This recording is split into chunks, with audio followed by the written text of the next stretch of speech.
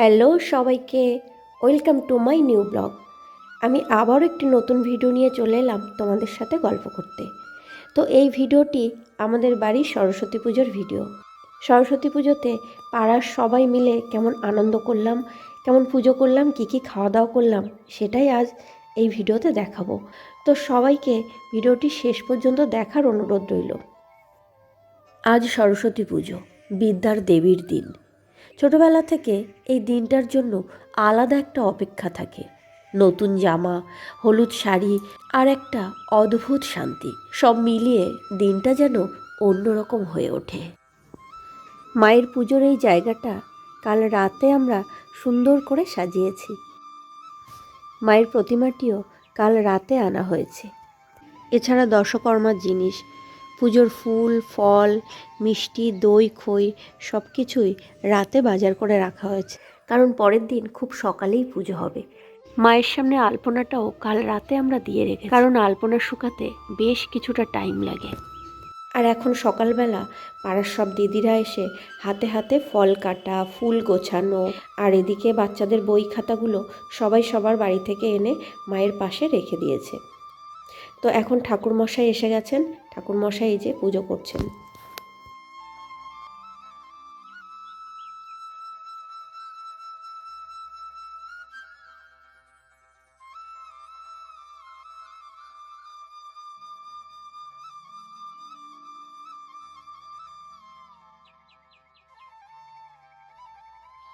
ঠাকুরমশাইয়ের পুজো শেষ হওয়ার পর শুরু হলো অঞ্জলি।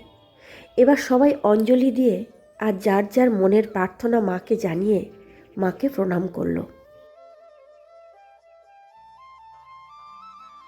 পুজোর শেষে এবার আমাদের খাওয়া দাওয়ার পালা। ওদিকে চলছে রান্নার তোড়জোড়। তো চলুন ওদিকটা একবার ঘুরে দেখি। সত্যি করে বল, তোর কি মনে হয় মনের কোলাহল কেউ কারোর নয়, ব্যস্ত আছে খুব বুকের চলাচল, মায়াবী লাগে। সকালের টিফিনে ছিল ফল, মিষ্টি, আর এদিকে কড়াইশুঁটির কচুরি আর ফুলকপির তরকারি।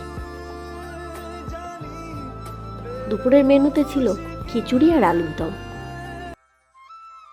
সকালটা শুরু হলো শীতের নরম রোদ আর মিষ্টি বাতাস দিয়ে।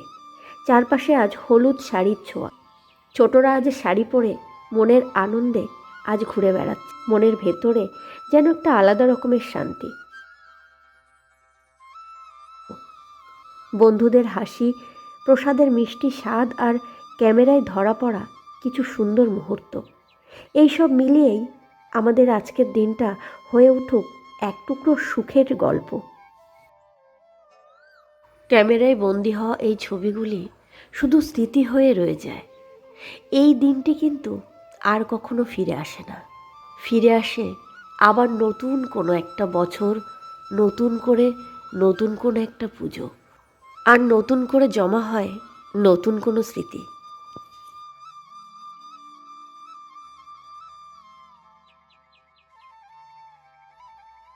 তো বন্ধুরা, আজকের ভিডিওটি এখানেই আমি শেষ করছি। তো ভালো লাগলে অবশ্যই কমেন্ট করে জানাবেন। আর তোমাদের সাপোর্ট ছাড়া আমি এক পাও এগোতে পারবো না। তাই আমার চ্যানেলটি অবশ্যই সাবস্ক্রাইব করে পাশে থাকবে। আর সবাই ভালো থাকবে। টাটা।